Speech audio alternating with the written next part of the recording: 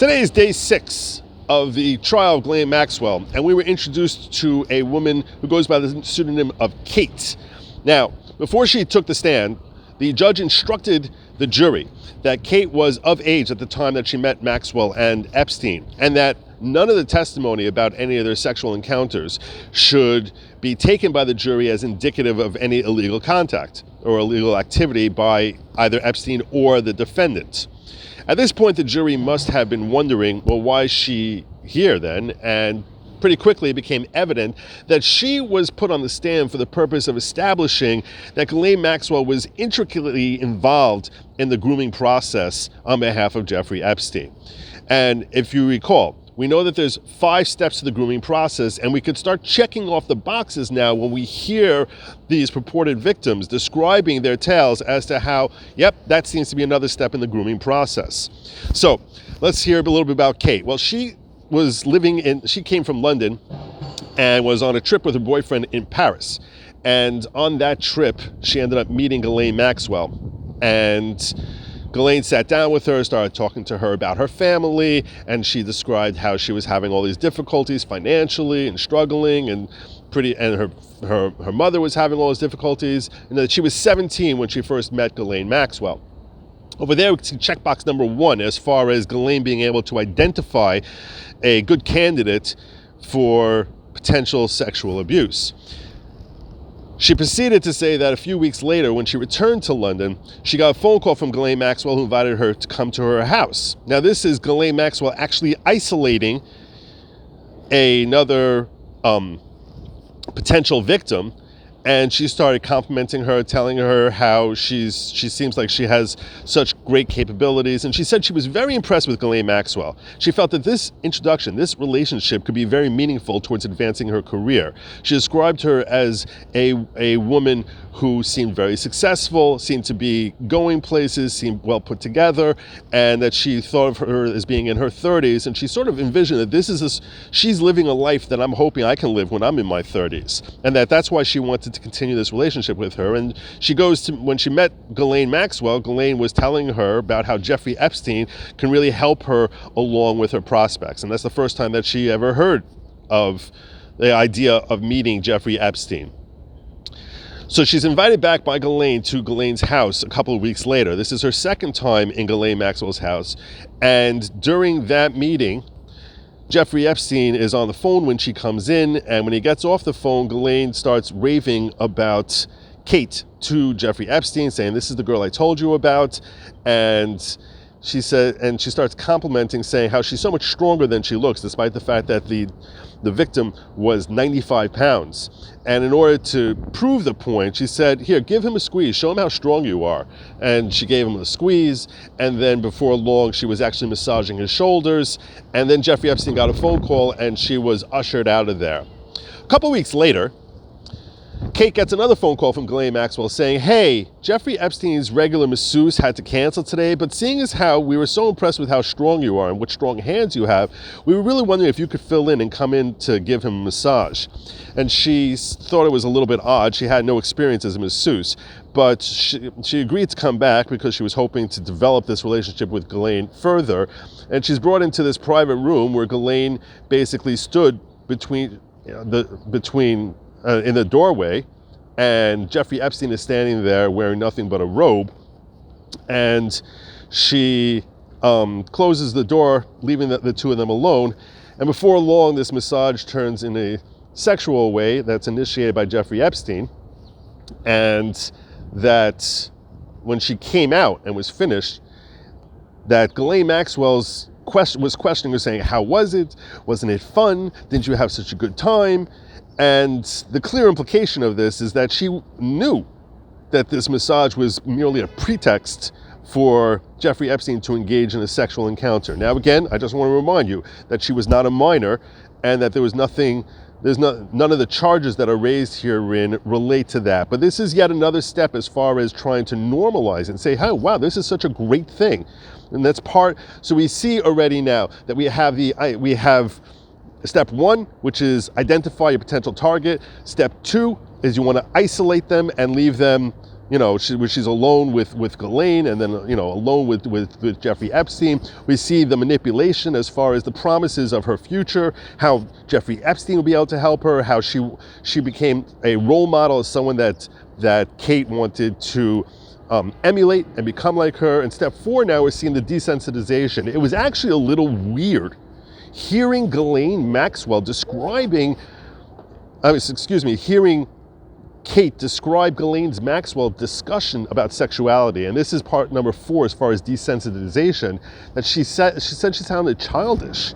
Like she referred to, men and their weenies, which is a bizarre way for a middle-aged woman to be describing to, sexual encounters, unless she's trying to desensitize. Either that, or I guess potentially the defense could claim that she has her own unusual issues with respect to how she thinks about sex.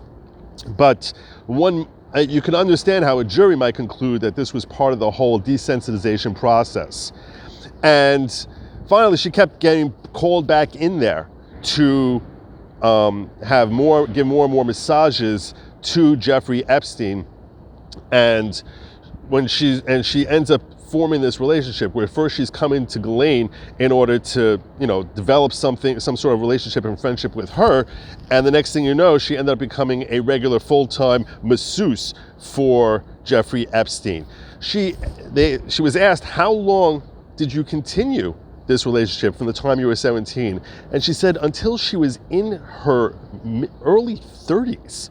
This is well over a decade, closer to seemingly over 15 years that she was engaged in this relationship. In fact, on cross-examination, she ended up admitting that she was engaging with him in this sexual conduct on average roughly 5 times a year. They would meet up and have multiple encounters per meeting, and that she was engaged in this type of relationship with Jeffrey Epstein, like I said, till her early 30s. Now, she also described how she was taken from England to the States. I believe she said she came to New York, she came to Palm Beach, and to Little St. James as well. She was ultimately taken to as well. So again, I think that the entire purpose of this testimony here was to establish this grooming pattern and also show how directly Ghislane was involved in helping take care of Jeffrey's needs. In fact, this is becoming a running theme during the course of this trial, where we're constantly hearing from almost anyone who's testifying about events and dealing with Jeffrey Epstein and Ghislane Maxwell in this capacity, how Ghislane is constantly trying to see towards Jeffrey's needs. In fact, that was actually how Kate described what she thought Ghislane's role was. That her role was to take care of Epstein's needs. And frequently we've heard references to Ghislane saying how his needs are almost impossible to meet. And that's usually in the context as far as talking about his sexual appetite. But we're seeing this theme as far as Ghislane constantly trying to find ways to satiate Jeffrey Epstein's appetite. Now, we also heard from this direct examination was conducted by Lara Pomerantz on behalf of the United States. Cross-examination was conducted by Bobby Sternheim. She spent well over an hour on cross-examination, the first 20 minutes of which she seemed to be just bobbling around trying to find out more and more about Kate's life. And it turns out that she actually became an international model. And that when she was in her 20s, that she was basically, appearing on billboards and in magazines in London, in France, in Italy, and that she had a fairly successful career in that regard. With respect to trying to impeach her credibility, now on direct, she admitted that she started developing substance abuse issues where she became an alcoholic, started using cocaine and sleeping pills on a regular basis, which she attributed to the relationship with Epstein. It came across that way. I don't want to promise that that's exactly what she said, My recollection was that she was describing that. Oh, and one more thing that she described on direct was that there's all this talk about this schoolgirl outfit that the FBI found when they raided the Epstein mansion in Palm Beach. And she described how Ghislane Maxwell, when she went down to Palm Beach, she went there with Ghislane and Jeffrey Epstein, and that Ghislane laid that outfit on her bed. And she came down and said, "What's that for?" And then Ghislane started giggling and saying, "I thought it would be a great idea if you put that outfit on and use that and served Jeffrey tea in that." And this, just raises questions as far as the whole specter of his appetite for young girls, obviously. So, just wrapping up, getting back to Uncrossed. So she was attacked for questions about her drug use and her alcohol and her alcoholism and how that would affect her memory. And one thing that Kate stood very adamant about was that did not affect her memory. And she said that there was two reasons she gave. Between direct and cross, she gave two different reasons. She said one was that she was, that these memories were highly significant to her. And two is, she said that whenever she was around Jeffrey and Ghislane, that they did not tolerate people displaying any signs of their abuse. So she had to basically go cold turkey anytime she was around them for any sort of extended period of time. And that's why she was alleging that it was not affecting her memory. Now, obviously, the defense is hoping by raising that and keep going back to that clearly, if you're in general an alcoholic or engaging in drug use, that's going to impact your memory, and that your recollections are not going to be quite so clear.